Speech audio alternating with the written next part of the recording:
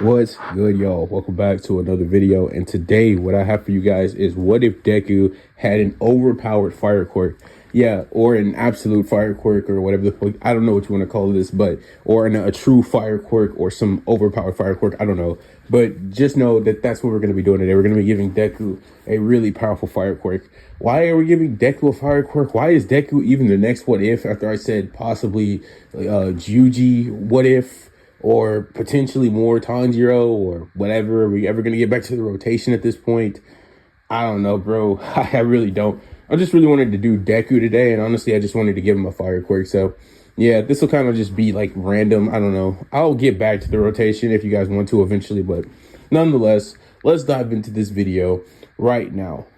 So we start our what if off with Deku basically being born kind of differently than what you would expect. Now, obviously, I could go the whole route of him being Endeavor's son and him basically being Endeavor's child, basically meaning that he would ultimately, be a part of the Todoroki family. I could go down that route, but I just much rather choose to not do that for multiple different reasons. The way I really rather go down this path is if I just made Izuku just the child of Ingo and Asashi, just like in the main timeline. And there's a reason why Izuku has a fire quirk, because his dad, Hiyashi, has fire breathing as his quirk, even though it's a weak ass quirk.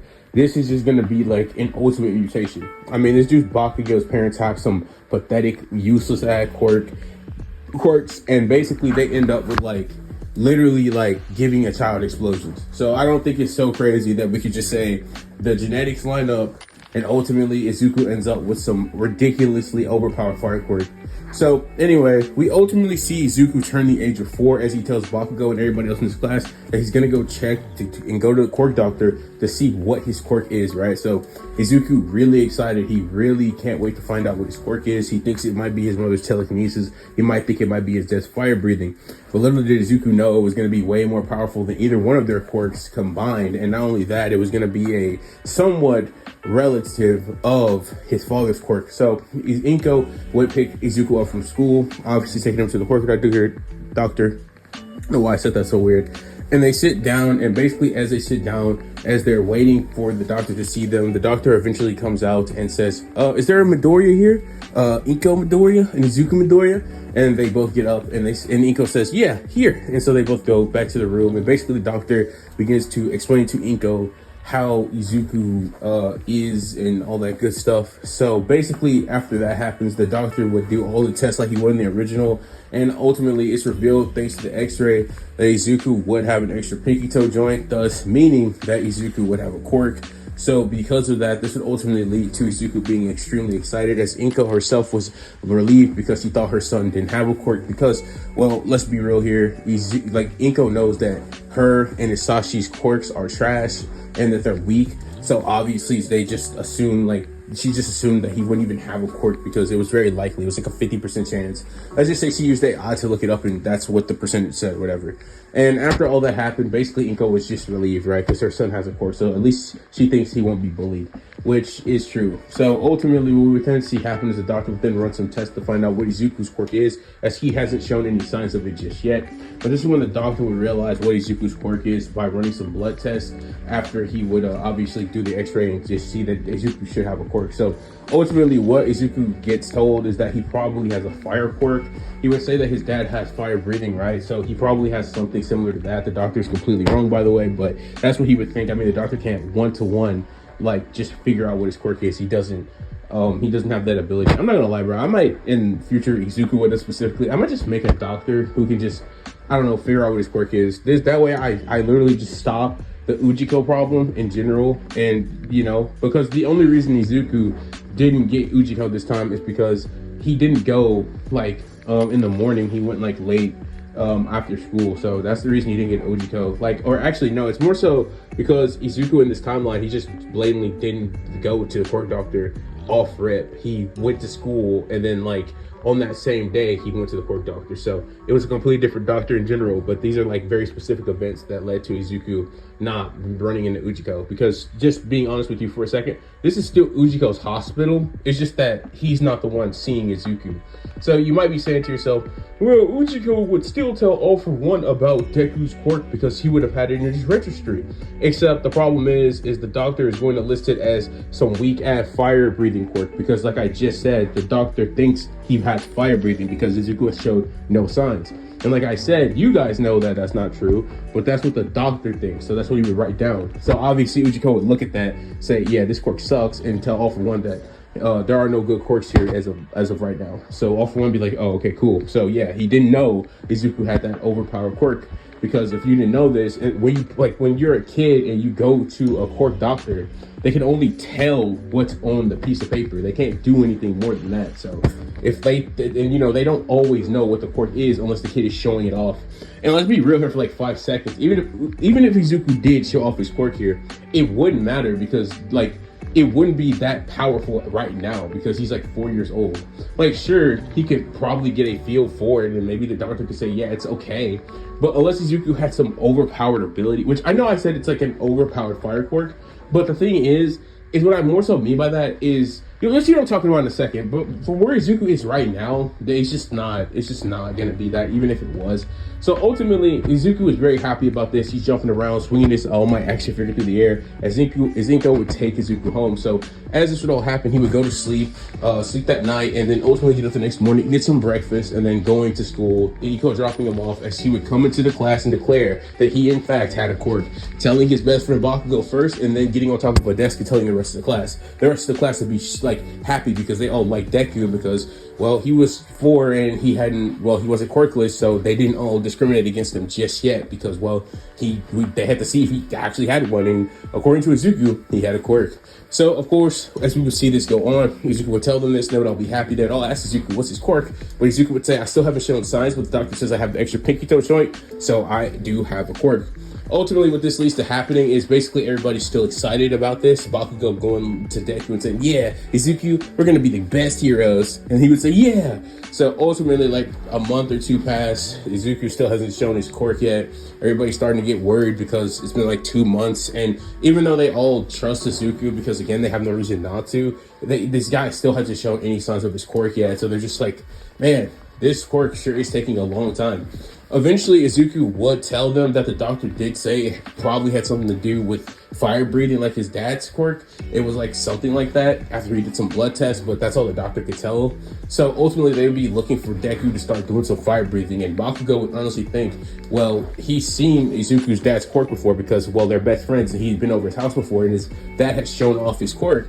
And honestly, Bakugo sitting there seeing that would just genuinely be like, man, his dad's quirk sucks, so Izuku's quirk is probably gonna suck.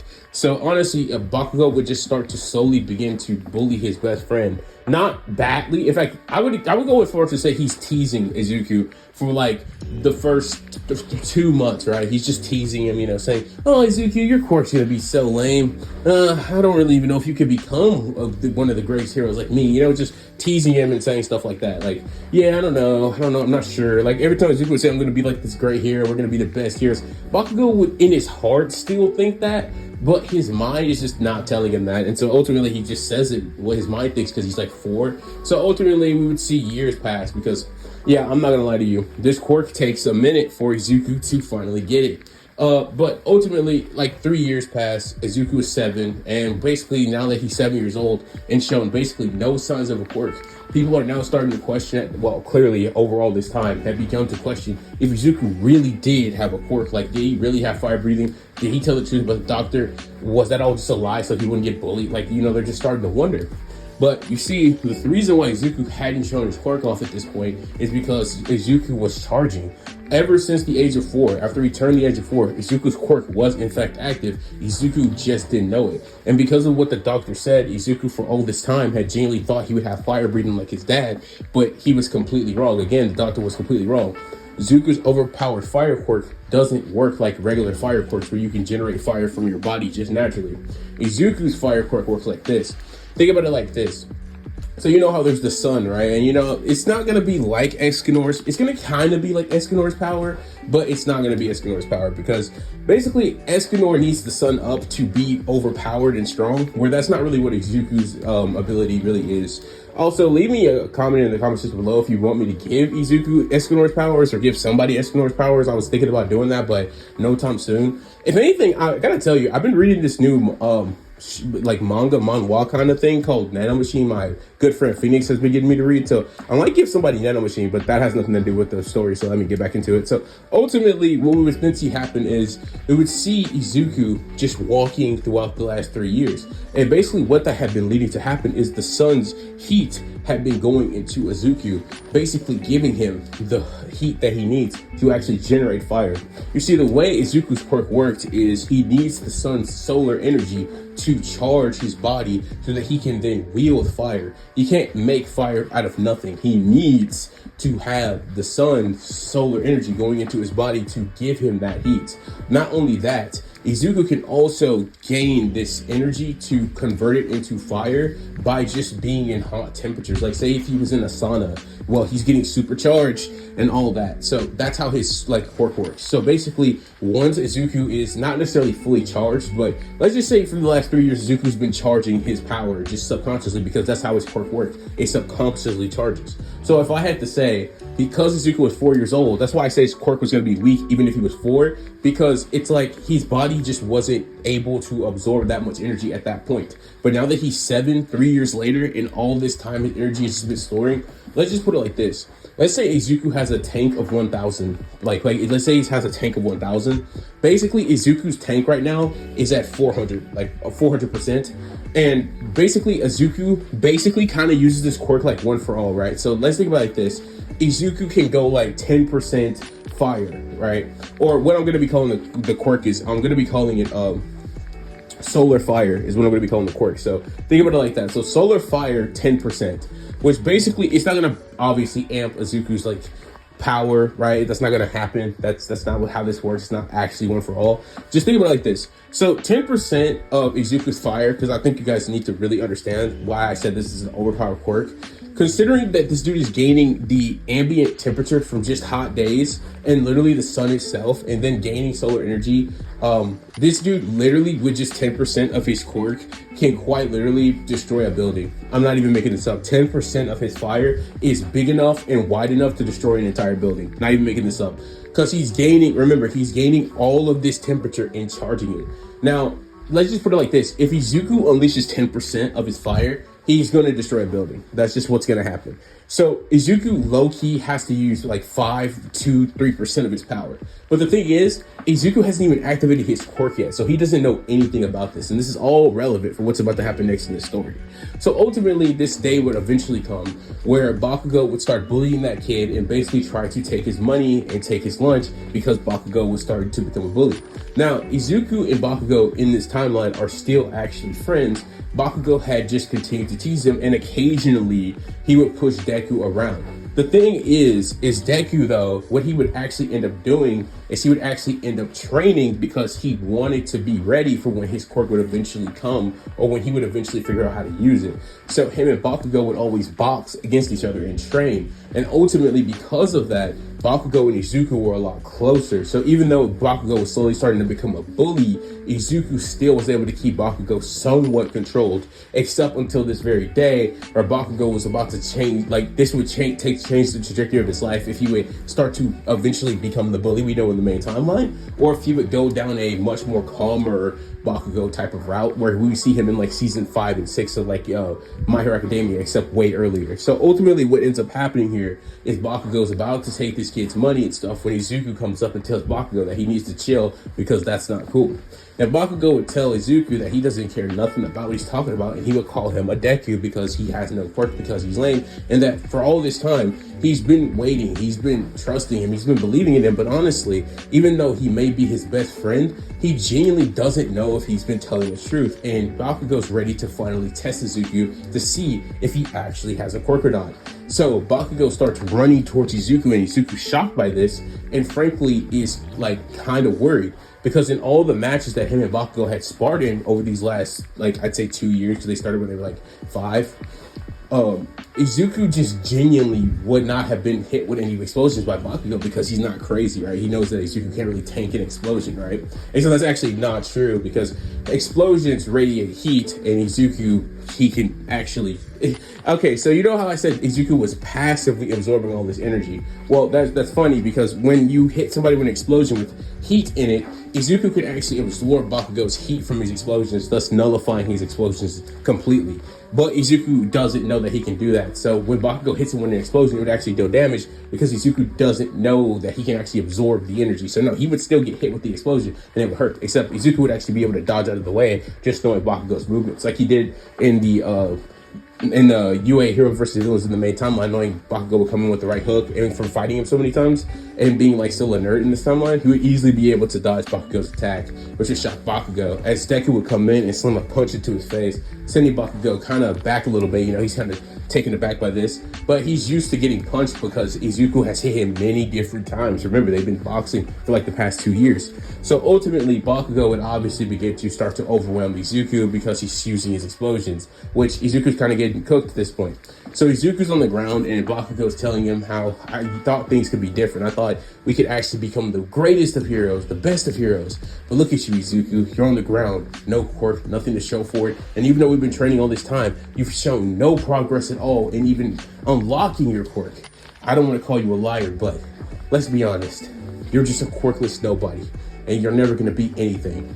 Izuku, hearing that, would genuinely feel bad, hearing his best friend say these words, as he genuinely couldn't bring himself to believe Izuku at this point. Like 3 years after the age of 4 and nothing has been shown, Izuku would start to feel it too. He's been feeling it for a while. It's not that Izuku didn't believe the doctor, but he's just like, why? Why can't I use my quirk? Why can't I figure out what it is? Why can't I become a hero? And this is when Izuku would start to tear up.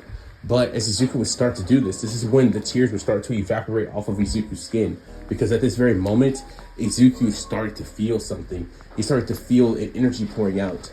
Because you see, Izuku had finally broken the mental limiter that he had put on himself all this time that was preventing him from using his quirk.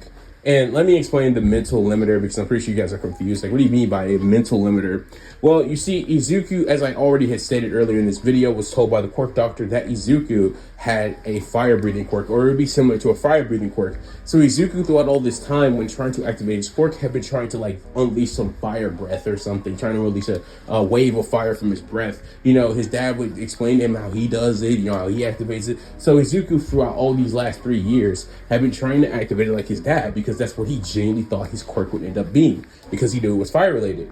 But ultimately, that had been hampering Izuku this whole time because he's been trying to do that. He hasn't been able to unlock it because it's not actually what his quirk actually is. And at this very moment in time, Izuku would have stopped believing that he even had a quirk to begin with, meaning that he had broke through that barrier of his dad's fire quirk logic. Basically what I'm saying is, because Izuku gave up hope, he basically stopped using the logic that he had a fire breathing quirk. So it led to him actually being able to use something other than that, or try something other than that, to end up unleashing his fire quirk.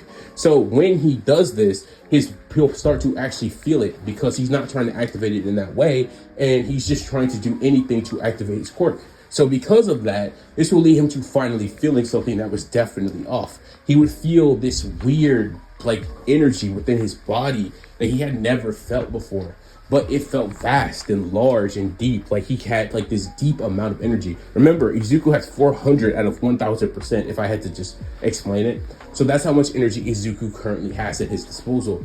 Now, Izuku, feeling this, would get up and he would say, "No, Bakugo, I do have a quirk. I know it, and I'll show you right now." As Izuku would, he would move his hand back, and basically what he does, he would throw it forward. Now, as I already said, Izuku does not know how to control this quirk, so he would not use like 10%. This would not be controlled at all. So when he throws his hand forward, Bakugo would instinctively move to the left, because he's like, what is he doing? And this looks like serious. And Bakugo feels something coming off of Izuku. He can feel the heat from the solar energy that he's slowly starting to release throughout his body for the first time, coming off of Izuku.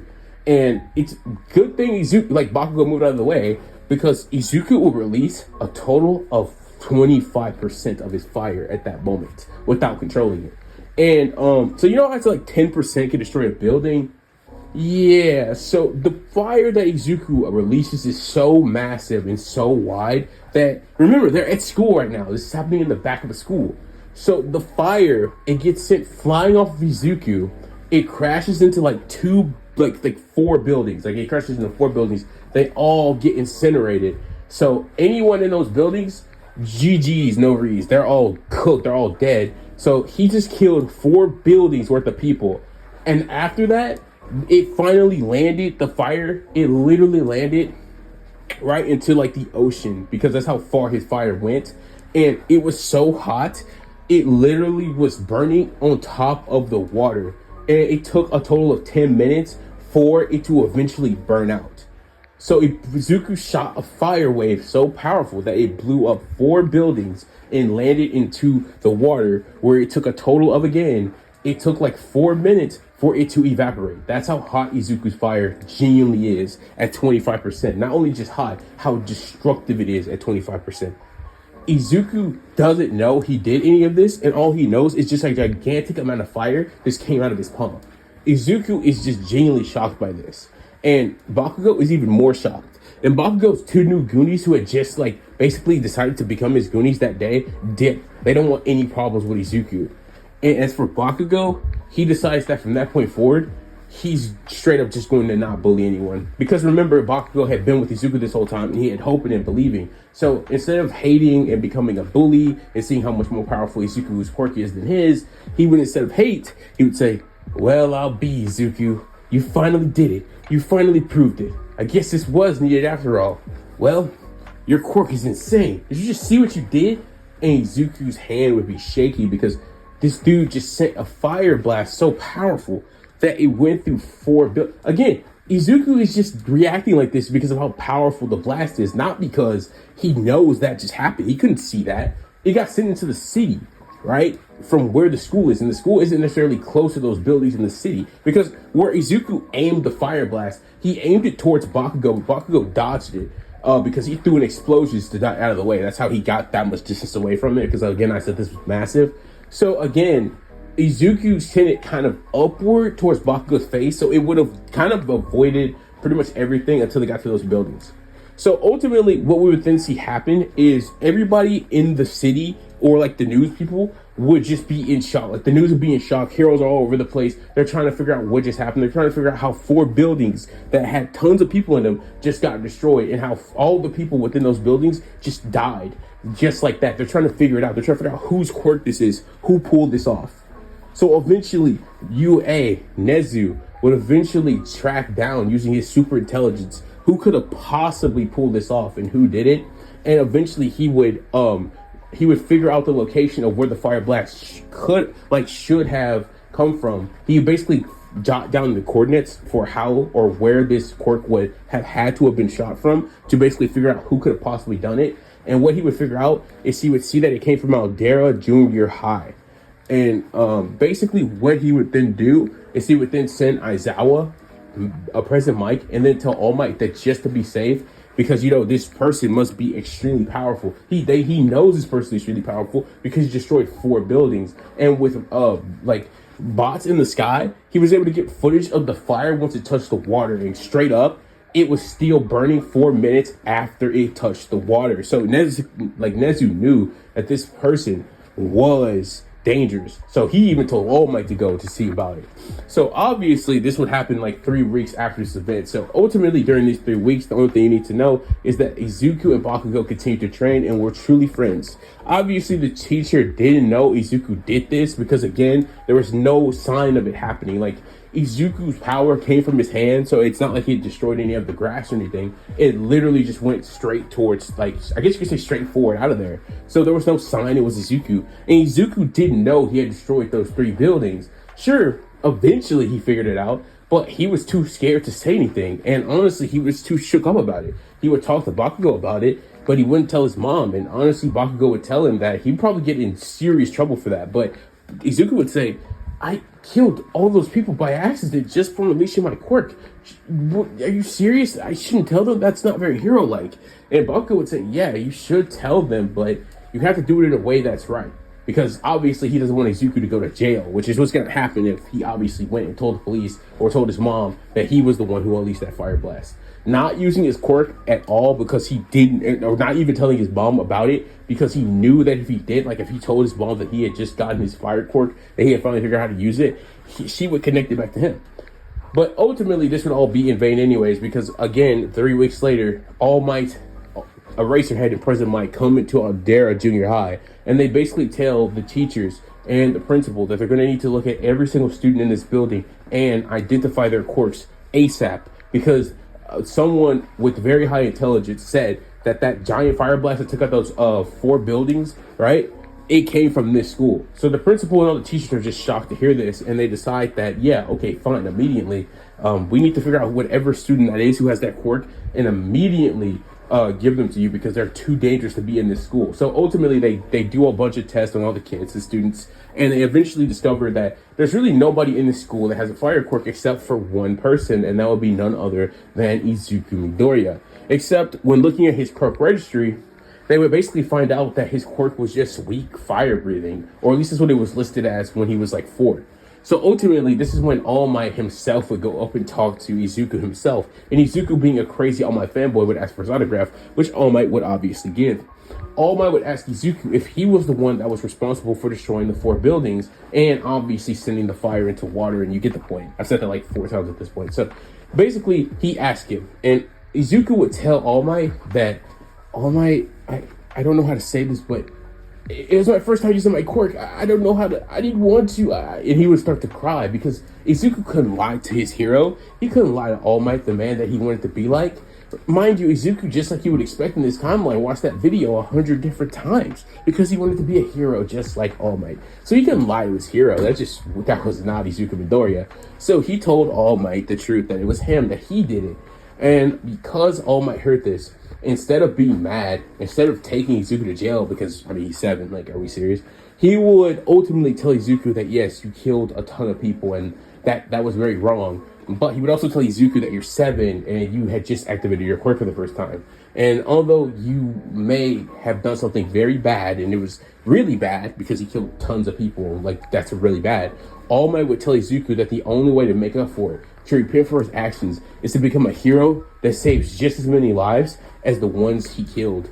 And Izuku, hearing this, would smile, hearing that All Might somehow, some way, had found a way to make him feel more confident about becoming a hero than he had felt before. Because genuinely, honestly, Izuku didn't think he deserved to be a hero at this point. I mean, he killed tons of people in those buildings. He didn't think he deserved to be a hero at this point. But All Might was able to reassure his beliefs that he was hero material. And honestly, just talking to Izuku for a couple of minutes, he would realize that Izuku actually was genuinely a good kid who had a good heart and wanted to help people, and that was a complete and utter accident. He 1000% believes Izuku.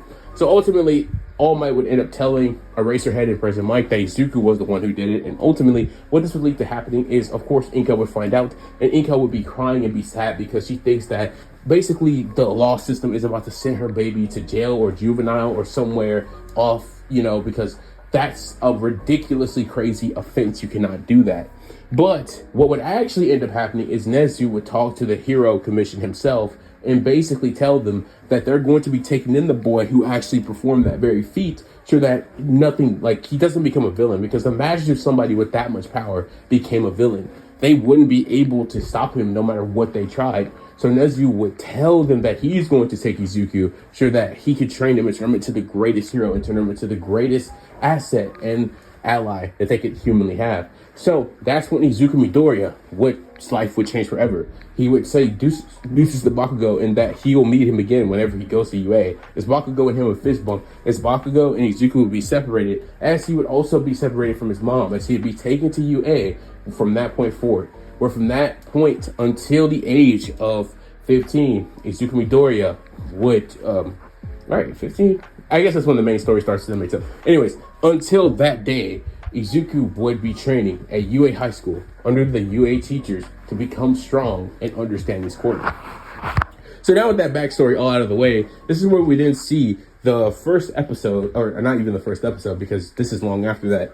So basically, I'm just going to do a little exposition because basically Izuku's already in UA. So because he's already in UA, he doesn't have to do the entrance exam. He doesn't have to do the recommendation exam. he's already in. He's already just allowed to be there. Nezu just straight up tells Izuku to show up to class the first day, so none of that stuff has to happen. He's already admitted into class. He knows all the teachers and all that stuff is good.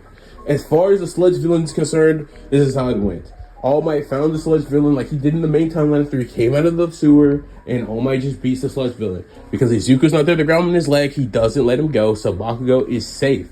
Because of that, everything doesn't go into a crisis, so that second event doesn't happen. All Might doesn't offer Izuku one for all because Izuku's already in UA, and he already knows them, and he already tried, and Izuku already turned it down because he doesn't need more power.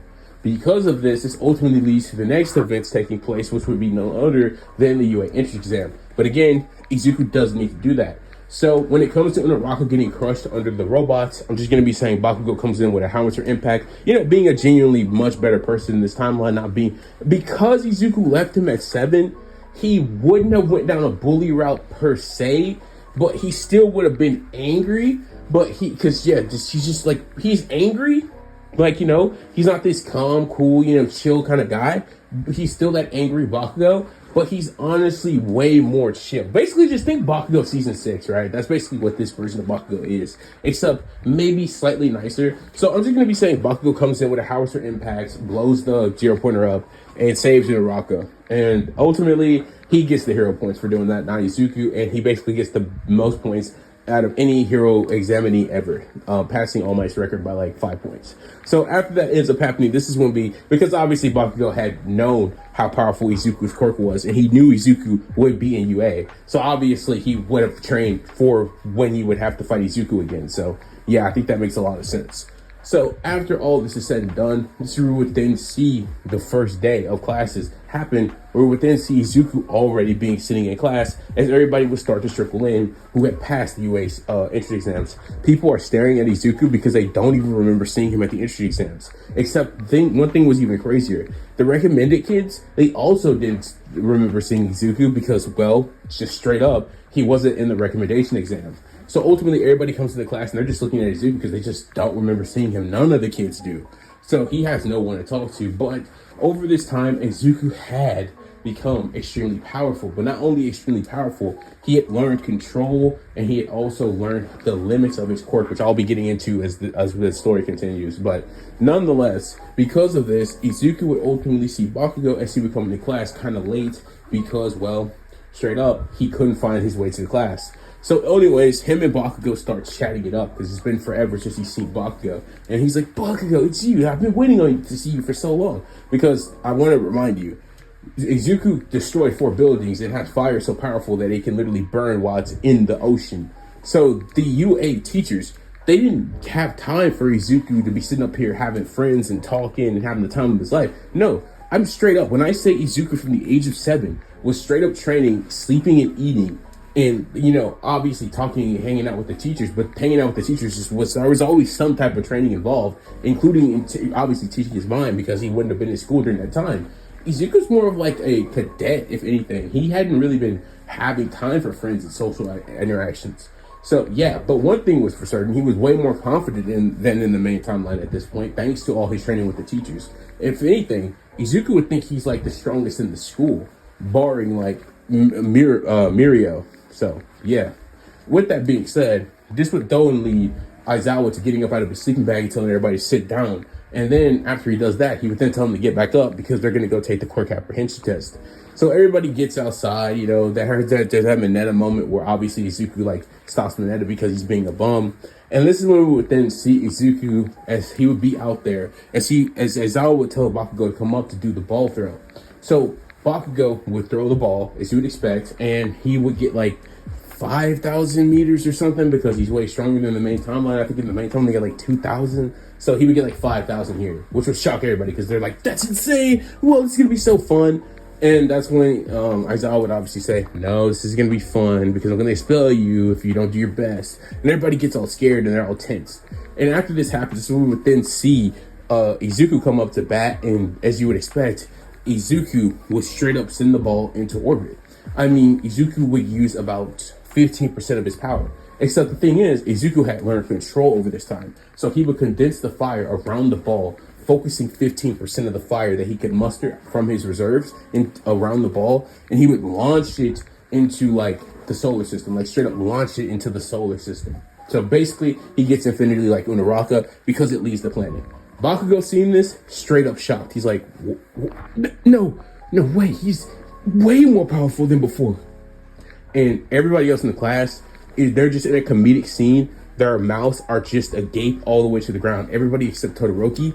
Even though Todoroki knows that he couldn't replicate that feat, he's just Todoroki, so he's still calm. His eyes are wide, but that's about it. He's not doing all that mouth wide anime nonsense. Aizawa, literally, it would even be like visibly smirking because he just knows how powerful Izuku is, and he knew that the class would have that reaction once they saw it. Now, you guys would be probably shocked to find this out, but fire is a very useful ability. So Izuku would very easily be able to take advantage of it to use it on all the tests. When it came to push-ups, he'd use fire. And also, that's another thing, because Izuku's like energy reserves are like, come from solar power and all that good stuff and the ambient heat in the earth and stuff, Izuku can actually use fire to increase his physicals to some degree. Not obviously like, again, not like one for all. It's nothing like one for all except the percentage thing. But he can obviously use it to amp himself somewhat by increasing his body's temperature to make his blood run faster, if you get what I'm trying to say. It makes sense, but it's hard to explain. So ultimately, he can do that to make himself better at certain things. Because honestly, the most his fire is really going to be useful for was the ball throw. As also the sprint, he just straight up is ridiculously fast. He used fire to amp himself, and he literally passes in like a nanosecond, no doubt. He uses like 50% of his total reserves, and just he passes the finish line in a nanosecond. No joke. It's a whole nanosecond, and straight up, Aizawa is just like, yeah, I can't with this kid. This kid is like on some other level.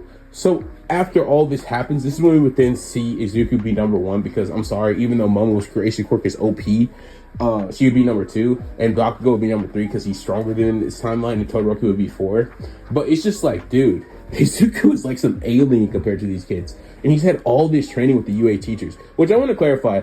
If Izuku had taken the normal route of just still going through school like a normal kid, he'd be extremely strong by this point. But the real reason why Izuku is this strong is because he's trained with all the UA staff. That's really why he's so powerful, because he's learned control and all this stuff that everybody else is about to learn at a really young age up until this point. So yeah, that's why he's really so OP with his quirk. That's how he knows how to use it so well. That and Izuku never wanted to have what happened that same day happen ever again. And he had always kept what All Might said to him very close to his heart about, trying to make up for what he did. So ultimately what all this leads to end up happening is the heroes versus villains happens. And I'm not covering it because the hero versus villains is A, I don't really care to cover it, and B, Izuku doesn't have beef with Bakugo, so, I mean, who cares who he fights and who he beats?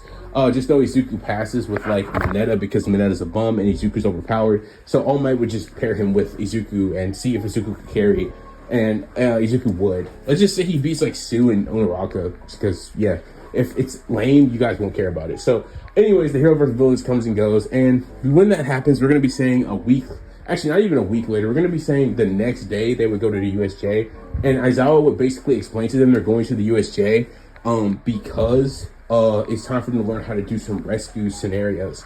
And they wouldn't even have to fill out the papers in this timeline because it's UA, and they just don't care because Izuku's just straight up, he can't get a guardian to sign. Even though he has his mom, he can't because he just hasn't been home in that long. And UA, a part of their deal with the Hero Commission is Izuku has to stay in UA at all times. That's like a part of their deal. So because they know they can't even get Izuku to do it, they would just say, oh, well, I mean, I'm pretty sure they all want to go anyway, so we'll just not even have that as a requirement. So ultimately, the next day, they all go to the USJ, and just as you would expect, 13 welcomes them and says, welcome to the USJ. And obviously I also skipped the question where Sue's like, who's the strongest, but I skipped that because everybody says Izuku. Like, I don't know why they wouldn't. Like, he dominated the hero versus villains, like, very decisively against, I guess, a really strong person in Unaraka because of her quirk. And Sue's not necessarily so strong, but she's capable, at least everybody thinks she is. So yeah, they wouldn't think Izuku's trash. They would see like Todoroki freeze the building, and Bakugo would obviously win his, but no, it's Izuku. Like, he sent a ball in orbit with just fire. So yeah, And ultimately, again, 13's there. She's explaining her boring speech. Izuku had been learning for the last, like, I don't even know how many years you could say this. Like, oh yeah, the last 8 years, right? That you need control and all this. So he's just kind of ignoring 13 when he looks down and sees a black portal opening in the middle of the plaza. That's when Izuku knows that this is something bad, something dangerous. And that's when he would tell Aizawa, look down there. And Aizawa would look over and he would see it happening. He would see villains coming out of a portal, a guy with hands all over his face. And he would see a Nomu, or, well, this weird purple creature coming out. And Aizawa would immediately know that he has to lock in and get to fighting. But there is one crucial difference in this timeline. Like when Aizawa in the raid timeline says, 13, protect the students. This time, Aizawa says, Izuku, I need your help. 13, protect the rest of the students. And Bakugo and Todoroki hearing this would be livid because they think they can go down there and take some of the villains down too. Remember, Izuku is basically like the golden child of the class. All the girls like him. Everybody thinks he's the strongest. He's been showing off. And not only that, he's extremely intelligent, just like in the main timeline. So he's basically like the perfect student. And Todoroki and Bakugo, even though Bakugo is chiller, he's still Bakugo. He still has an ego, right? And obviously Todoroki, despite being, kind of calm, chiller, you know what I mean? He still has a vendetta at this point. And not only a vendetta, he also has an ego. So they want to go down there and fight too. But this is when 13 would say, okay, everybody come back. But honestly, Bakugo and Todoroki were just about to jump down when Quirk would show up, and that would force Todoroki and Bakugo to turn around. And obviously, they all get sent over the USJ, barring Ida, as he's so fast, he just dodges Kurogiri and goes to guy and get help, which would ultimately end up being All Might. But that's a story for later, because this is where we would then see Aizawa and Izuku going back to back, destroying all the villains. And by Izuku and Aizawa, I mean Izuku, because remember how I said Izuku's so fast when he's using like certain levels of fire that he can move at nanosecond speed? But it's not necessarily like he can move at that speed consistently. It's more like he used like a quick first step, kind of like in basketball. It's like his first step was just so ridiculously, insanely fast that it led to it being a nanosecond. But overall, Izuku doesn't have that actual like combat and movement speed. But yeah, Izuku's combat and movement speed is definitely greater than pretty much anybody else's you could possibly imagine in this verse, as Izuku very casually defeats like 150 villains by himself. In fact, the only villains that are even left in the USJ are straight up, by the time Aizawa and Izuku finished, I guess you could say, their first run at the villains, which Aizawa had only taken down like 30 and Izuku again had taken down 150, were the villains in the flood zone, which obviously Izuku couldn't do anything because if he would have sent like a fire wave into there, it would have probably killed all the villains, which Izuku didn't want to have a rehashing of what happened last time. So he would just go over there, save Sua Mineta, and just leave the villains there. Or if they came out of the water, he would just beat them up. But this is when Shigaraki realizing that all these villains, they got taken down so quickly, because at this point, the reason Shigaraki had sent the Nomu at Izuku is because dude is literally just looking around going like, wait, what? Like he's looking left and looking right and then looking back forward. He's just looking around, just lost and confused that all these villains that he had brought had genuinely lost to one person, and basically two if you count Aizawa, who had basically not done nearly as much as Izuku. So this dude is just lost. He's like, are we serious right now?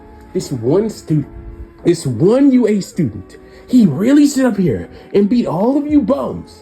You guys suck. You're NPCs. Nomu killed the kid. And then Nomu would charge Izuku, trying to end his life, sending that same punch that he had sent at All Might at Izuku, trying to end Izuku with this punch, having shock nullification and super regeneration, and obviously shock absorption, and basically super strength, and you get the point. You know the Nomu's quirks, so I don't have to get into them. But the problem with this is Izuku is millions of times more powerful than a Nomu is. So when the Nomu strikes at Izuku uses his solar energy within his body.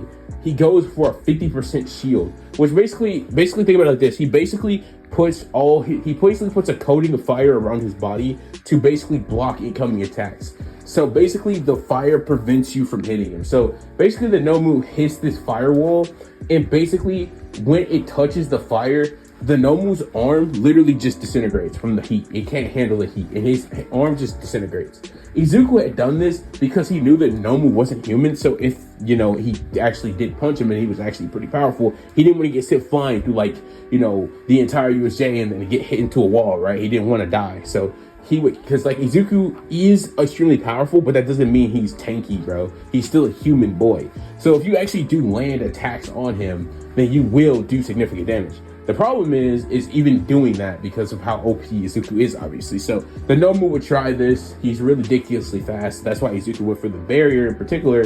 The problem is he hits his hand into this and his arm literally just disintegrates. So the Nomu starts to regenerate his arm and Izuku just says no, as he would unleash his first named attack. And honestly, this attack is called, well, you probably guessed it, it's called Supernova. So what does Izuku do? Izuku unleashes a mini supernova, but the way he does it is he would jump at the Nomu, basically hugging him, kind of like how Chiaotzu did in Dragon Ball. He kind of just grabs him and hugs him, as he would then begin to release all the ambient heat within his body. But that's not actually true. Basically, what he ends up doing is he basically releases 200% of his energy and then basically directs the supernova up out of the USJ. So basically, what ends up happening is the Nomu is disintegrated into dust by Izuku. And after that ends up happening, Shigaraki looks down at the pile of dust. He looks up at Izuku, who's not even remotely tired because Izuku had only went through like 200% of his reserves. And mind you, Izuku has 1,000% total. And again, Izuku had straight up, if this wasn't also obvious, Izuku had been training to learn control and precision. So because of that, he was actually able to spare less energy when using these powerful attacks in general. And not only that, Izuku had also just straight up reached 1,000% total energy reserves. Because remember how I was saying Izuku can absorb ambient heat from waves of attacks and stuff? Izuku could straight up absorb fire from like burning buildings. So like over his time at UA, they had him go as, you know, a special help to like firemen to literally have him absorb fire. So this all ended up giving Izuku more ambient heat for him to use. So Izuku has been at 1,000% for a while now. So yeah, I just want to let that be known. And Izuku had actually learned how to obviously, you know, make himself store more heat than he was just naturally doing so, or just letting it naturally happen. So he can easily refill his energy up to 1,000% when he's in the sun. So yeah, again, he's overpowered. That's the whole point. It's an overpowered fire quirk. I know, right? So after all this happens, this is when we would then see Shigaraki tell Kurogiri, we're getting out of here right now. Except this is overpowered fire quirk Izuku, so that doesn't happen. So Izuku just appears next to them doing that move he did at basically at the training, right? At the Quirk apprehension test, where he moves at a nanosecond, and he's literally between Shigaraki and Kurogiri as he's having that thought, or barely even begun to say it. And then Izuku uses another attack he calls Heat Wave, where basically he puts like 2 fingers on your head and then releases a small heat wave straight up into your brain waves. And basically it'll literally knock you out because your brain can't handle the ambient heat that's being released from Izuku. It's just that potent. So that's what he does to Shigaraki, and then he does it to Kurogiri, and they get knocked out and captured. So yeah, Shigaraki and Kurogiri are already captured and thrown in Tartarus from this point in the story.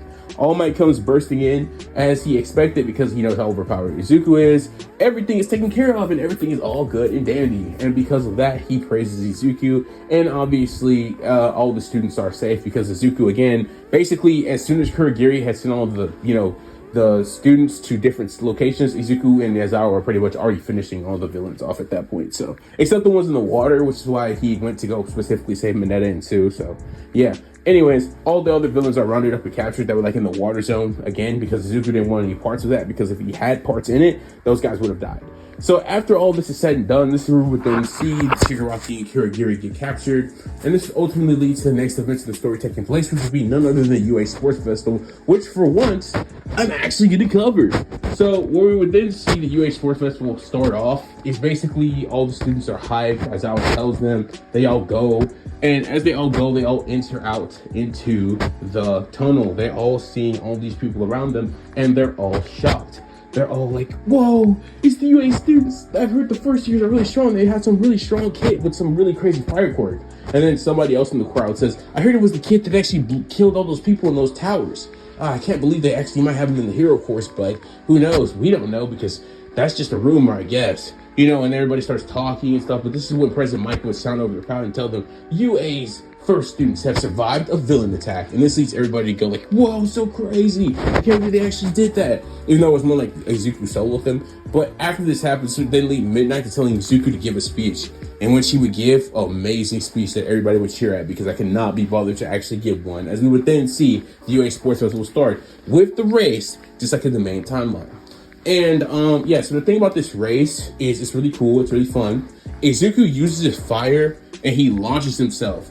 And you know what's funny about that actually is because Todoroki uses his ice to try to like freeze everybody at the start. What ends up happening is because Izuku uses his fire to jump off, Izuku actually being so smart, he knew Todoroki was going to do that. And because he wanted to actually have fair game for whoever was going to be in second place, yes, second place, because remember Izuku is confident, which kind of leads to him having an ego.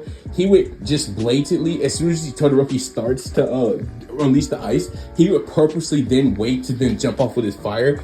And his fire, again, is so hot and so potent, he would use like 5% to jump off, purposely leaving some like residue with his jump on the ice that Todoroki would try to make to freeze everybody. And so it just wouldn't work. Like his ice would immediately just get unfrozen. So as like Todoroki is making this ice, trying to make this giant ice wave, yeah, it's just immediately getting melted from the ambient heat of coming off Izuku's quirk as he's already jumped it long gone. Todoroki seeing this would be angry because his plan had just got cooked. So now Todoroki's gonna have to book it using his ice to slide on the ground. So Todoroki runs away because he can't obviously use ice in the area where Izuku's heat is because it's so hot. It's literally melting his ice as he's creating it. So ultimately, Todoroki gets far enough and he starts using his ice to escape. And Bakugo obviously had just avoided that entirely in the first place. Knowing Izuku would do something like that, would launch himself as well using his explosion quirk. Except the thing is, all you need to really know about this race is Izuku gets first place because he's so powerful and so fast. Like literally dudes at the end of the race in 5 minutes, he flies over all the obstacles and he's so fast while flying that he's definitely moving at the speed of light while he's flying with his fire. That's how fast he is. Again, this is also Izuku moving this fast while only using 5% of his energy reserves, by the way. Again, precision control. I'm sorry. I genuinely probably shouldn't have made this guy train with the UA staff because it just made it so much easier for me to say Izuku can do all this because he trained with them and they have Aizawa, Midnight, and there's all these pro heroes and Nezu to help him with his intelligence. It's just not fair anymore. So yeah, Izuku just easily passes this test. And after this not test, but I mean the race, and he's just sitting there waiting for the first person to finish. This is when Midnight will reveal that Izuku's gonna get the 10 million point headband because he's the first place winner. So this is where we would have the cavalry battle, where Izuku would obviously pair with Uraraka, Ida, and Bakugo because they're still best friends, obviously, and Mei Hatsume. So that's the team. And obviously, any team that tries to get close, like Todoroki would try that thing like he did in the main timeline to try to take Izuku's headband at the last second, except that wouldn't work because Bakugo's there to help Izuku, but not only that, Izuku can just make firewalls. So he would just literally just make a firewall around his team. So if you got in or tried to get within that firewall, you basically get burned. So nobody could do anything to Izuku. So his team just kept the 10 million point headband and they just chilled the whole time. So yeah, being on Izuku's team just guaranteed free win. So after this takes place, Izuku will be first place again. Everybody wants him. Everybody in the stands are just losing their minds. They're like, oh man, that kid's so cool. And all the pro heroes are just sending like recommendations already for him. You know what I mean? So after all this is said and done, this is when we would then see the next event take place, which would be the 1v1 battles, as Izuku's first battle would be against Shinzo. And as they would both get out on the field, Midnight would blow her gun, as this is when Shinzo would fight Izuku. And just as you would expect, Shinzo gets one shot by Izuku, and Izuku beats Shinzo so fast, he doesn't even have a chance to start talking. So Shinzo gets sent flying into a wall, knocked out, unconscious. Izuku is the winner, and everybody cheers because they just have chosen Izuku as their favorite to win. He's been number one in the previous two events. So the next fight for Izuku would be against like Todoroki, right? I mean, I guess I could do it that way. Yeah, he fights Todoroki next. Now, Izuku being still really the same as Izuku, except he just has a conscience because of what he did as a kid, and he's more intelligent, obviously way more powerful, way more confident. Still Izuku. So he would obviously get Izuku to Todoroki to try to use his fire. He'd be like, Todoroki, it's your fire, not his. You know, talking to Todoroki, trying to get him to trying to understand why he doesn't use his fire and stuff. And obviously, even though I didn't say it, obviously that same stuff happened with Todoroki, where it's like he declared war on Izuku. I just didn't feel the need to cover it because it's just what you would expect to happen. It's not really necessary stuff. So ultimately, obviously, this would lead Todoroki to obviously using his fire. And once he uses it, Izuku's happy with this. And because of that, Todoroki tries to use his fire to do something to Izuku, completely forgetting that Izuku literally just can absorb his fire. So that's what he does. He just absorbs all of Todoroki's fire. So Todoroki, in a last-ditch effort, tries to unleash some massive ice wave. Basically, like, literally what he did to Zero. He unleashes that massive attack like he did against Zero. You know, that overkill attack. And yeah, that doesn't work at all. It gets incinerated before it even gets near him. Izuku's been using like 15% of his total heat reserves to basically handle Todoroki this whole time. And this is when he tells Todoroki good match, and basically speed blitzes him, punches him in the stomach and then in the face, then spin kicks him out of the arena into a wall, and Todoroki's knocked out. But he's smiling and at peace because he was able to use his fire, and that makes Izuku happy.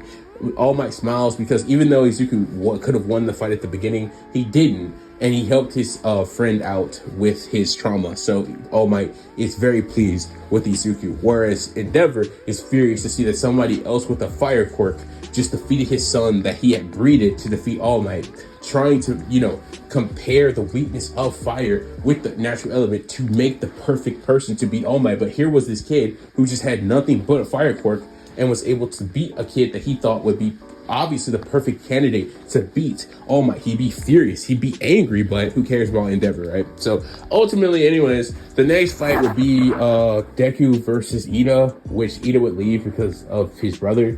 And then the next fight would be Izuku versus Bakugo, which they both meet up in the middle. They dap each other and they say, I'm gonna be the winner because I'm gonna be the #1 hero. They both would say that. And Midnight would sign a pistol saying, this is gonna be it, the final match. And as she would do that, Bakugo would immediately get into a howitzer impact, sending it straight at Izuku. And then it would get absorbed because remember, Izuku knows how to do that now, so he would absorb the explosion. And Bakugo's like, wait, what? You can even absorb explosions? Which Bakugo did not know this, but yeah, he can because it has ambient heat in it.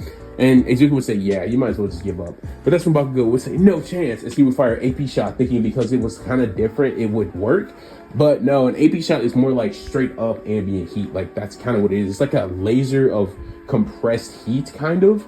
So it gets absorbed. And when Bakugo sees this, he says, I'm literally just feeding you, aren't I? And he would say, yeah.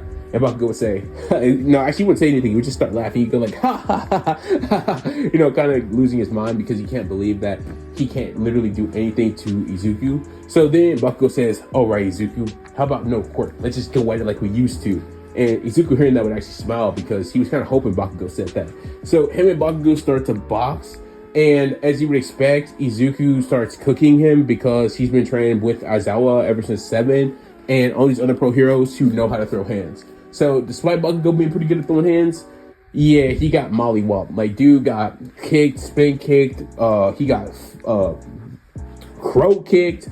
Dude even got like body slammed, and not only body slammed, he got flipped. You know that move where you slip somebody's like foot out from under them and then grab their arms and then you change your body weight to flip them over you? He did that to him twice.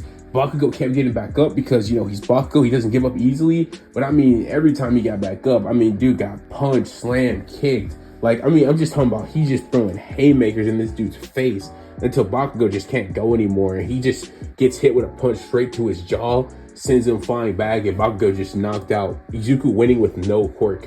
Izuku knowing that if he had ever fought anyone like Aizawa in a real situation, then he would have to rely on his hands and not his quirk. So yeah, the UA teachers had bred that into him.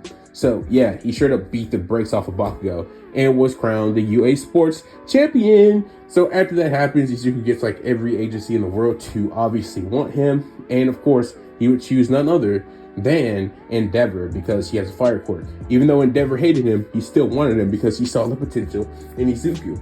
And because of that, that would lead to Izuku being in Hosu, And because Izuku is in Hosu, he's able to stop Stain, which I'm not going to cover really because I think I've done a pretty good job of explaining that there's no chance pretty much anyone has of beating Izuku.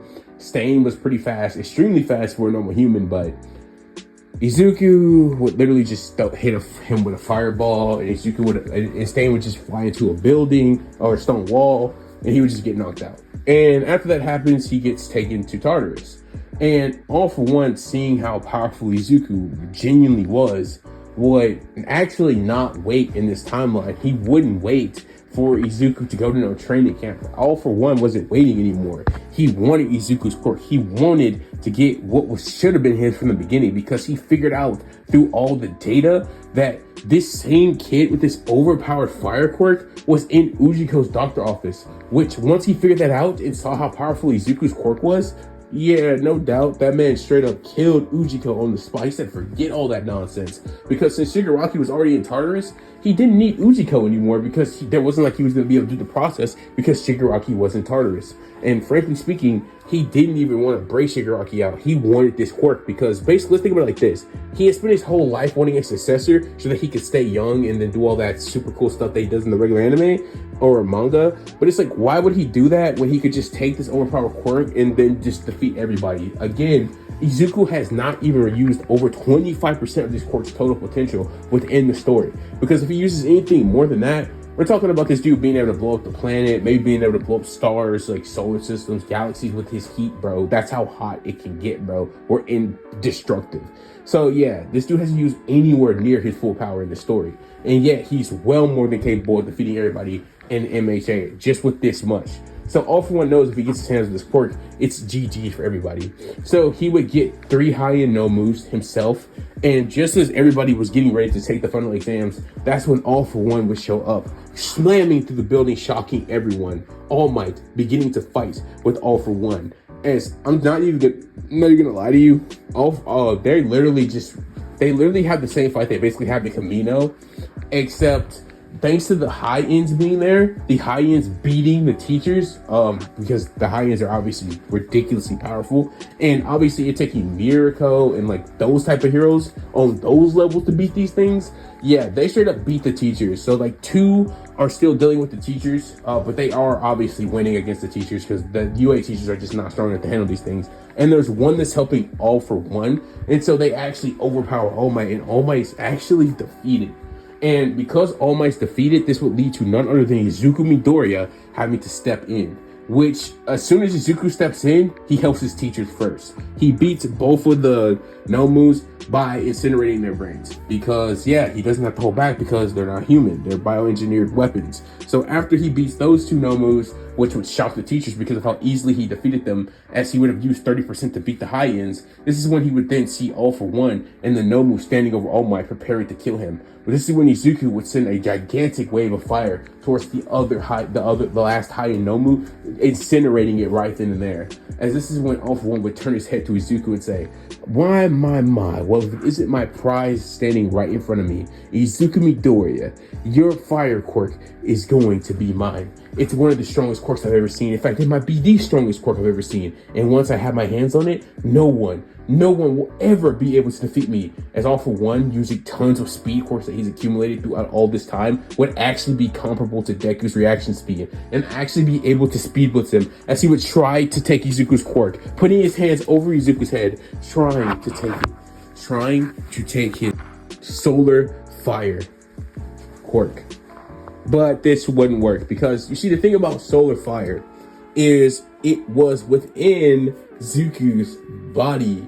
And I know that sounds so stupid the way I just said that, but let me actually explain it. All For One tries to take his quirk, and it's so embedded into Izuku because of like how it functions and works, trying to take it out of Izuku's body. Basically, think about it like this. So you know how the Omnitrix works in Ben 10, where like if you try to take it from the user, because of how attached it is to the user's DNA, it literally can't be taken from them without doing some ridiculously special process. Well, think about it like that. For All For One to be able to take Izuku's quirk, he would have to weaken him, or basically remove all of the solar energy from Izuku's body, and then and only then could he take the quirk. So in this instance, trying to take it just straight up like he would take anybody else's quirk Straight up, what All For One would start to feel instead of the quirk coming towards him was tons of heat starting to incinerate his arm. All For One's own doing. Because Izuku actually was shocked at how fast All For One genuinely was. But the problem is he literally just basically disintegrated his own arm because he just didn't know that he couldn't take Izuku's quirk with normal means. And Izuku, seeing that he actually couldn't have his quirk taken under normal circumstances, would say, well, that's good to know. And All For One's arm is just gone. It's just disintegrated. As he starts trying to use like regeneration quirks to heal it, but this is when Izuku would literally use that same technique he used against like Shigaraki and Kirigiri, the heat wave, where he basically just puts two fingers on All For One's head, speed blitzing him because All For One was trying to, regenerate his arm. He was just shocked at Izuku's speed as he sends a much stronger wave of heat, which is still like 8%, to All For One's brain because he knows how strong he is and how many quirks he has. And obviously, All For One's brain shuts down because not even All For One can, handle this much heat in his neuros, in like his neuro system, his brains. So ultimately, yeah, he gets defeated and sent to Tartarus like you would expect, and that's the end for All For One. And ultimately, because Izuku beat All For One, Nezu straight up gives Izuku his pro hero license and tells him that he can be a pro hero because, well, he just beat the strongest villain in Japan and he shouldn't even have to be in UA anymore. And Nezu had talked to the Hero Commission and told them of Izuku's progress throughout all the years. So the Hero Commission would agree that Izuku should be good enough now to be his own hero. So Izuku would ultimately leave UA and not actually opting to stay in this timeline because he had been at UA for so long at this point. He genuinely didn't need to stay anymore. He didn't feel like he needed to stay. So unlike in most of my what ifs where I say Izuku actually would have stayed at UA, he actually wouldn't in this one because he doesn't think he needs it anymore because he's been there for so much longer. The first thing Izuku would actually do is he would go see his mom, talk to her for the first time in ages. They talk it up. She makes Katsudan. Izuku eats it because that's his favorite. And after all that's done, they talk and chill for like 10 hours. Him just saying his mom again was so happy because he loved his mom.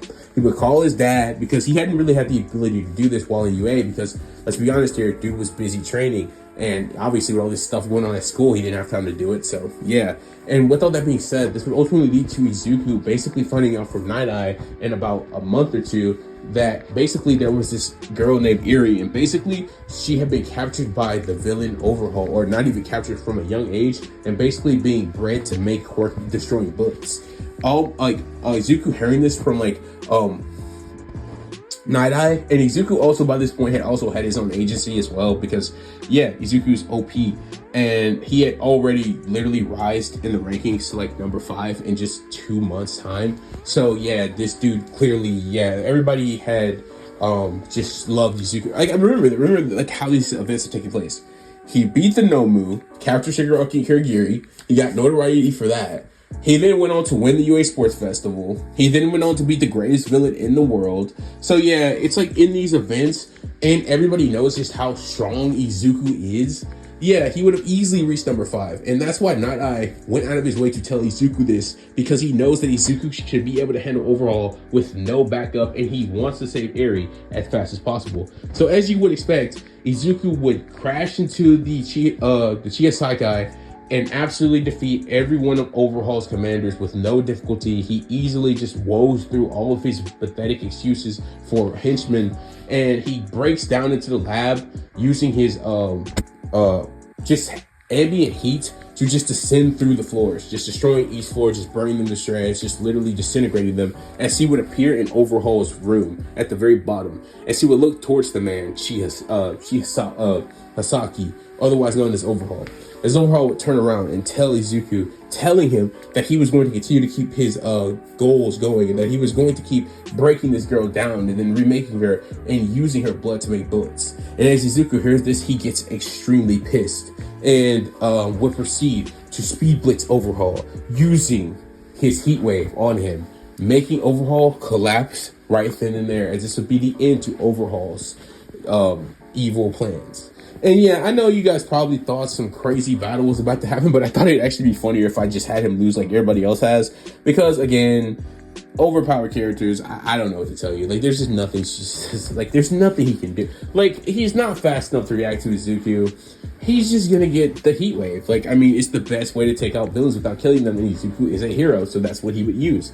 Ultimately, he talks to Eri, cheers her up, tells her everything's gonna be okay. Eri's hesitant at first, like somebody who would literally have been treated like nothing more than like a pet or a science experiment their whole lives, would be hesitant. But Izuku, having trained with all the pro heroes for so long, had known how to treat children who were traumatized. He had known how to do this, and because of that, he was really good with Eri. And Eri would obviously grow attached to Izuku.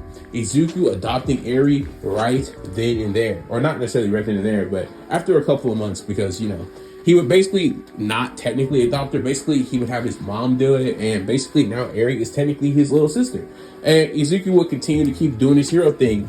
And yeah, that's kind of it. Izuku would adopt Eri as his little sister. He would continue to keep talking to his mom. He would continue to keep being a hero for like the next couple of years until he was eventually #1 and had passed Endeavor with ease. And everybody loved Izuku. He was #1 hero. He was the strongest. Bakugo would eventually, you know, graduate UA and become a top 10 hero. He'd become #2, but he'd never be able to catch up to Izuku. Todoroki would be like 3. Melody would be like #4, and then whatever the rest of the list would be. Basically, we see Izuku eating a meal with Eri and Inko in the kitchen. He was like 19 at this point. Yeah, he was like 19 at this point. And basically, Eri asked Izuku, has everything went the way he wanted to from the beginning to the end? And Izuku would say, yeah, honestly, everything's kind of went as smoothly as possible.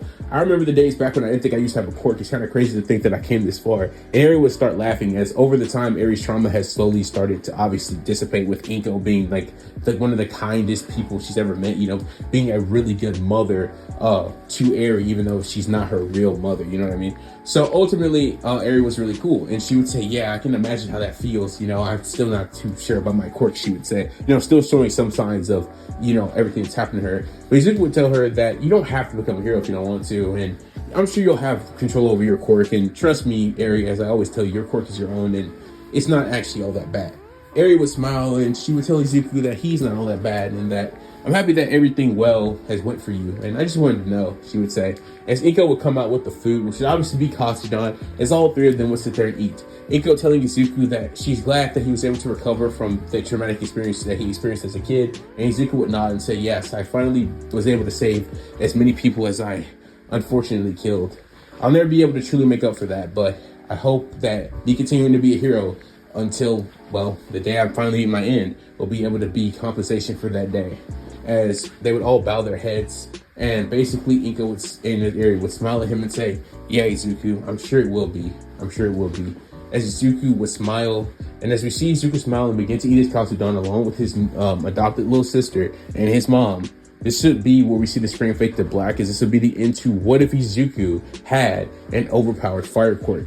All right, guys, this is what if was. It was something. It was amazing. It was definitely 11 minutes over an hour, which is usually where I want my what ifs to win. But I hope you guys enjoyed the extra 11 minutes. Don't even look at it as an extra 11 minutes. Just look at it as the what ifs time slot. You know what I mean? But yeah, so I hope you guys all ended up enjoying this what if. I actually really like this what if, but I actually like this what if more towards the end than I did at the beginning. But I spent more time on the beginning than I did going through the motions. So yeah, I don't know, but I finally covered the UA Sports Festival, right? So that's cool. And yeah, but I've kept you guys long enough. I mean, it's an hour-long video. You know, I know these things are kind of long. I know you guys don't all want to watch these long videos, but yeah. So without further ado, thank you guys for watching. Thank you guys. Leave what if suggestions in the comment section below. I really appreciate it. If you made it to this point, you're the GOAT if you did. And I will catch you guys in the next what if. What ifs out. Hope you guys really enjoyed this what if, because I sure did, and I hope it made your day better. And I am out. Deuces, guys. Until next time. Bye, guys.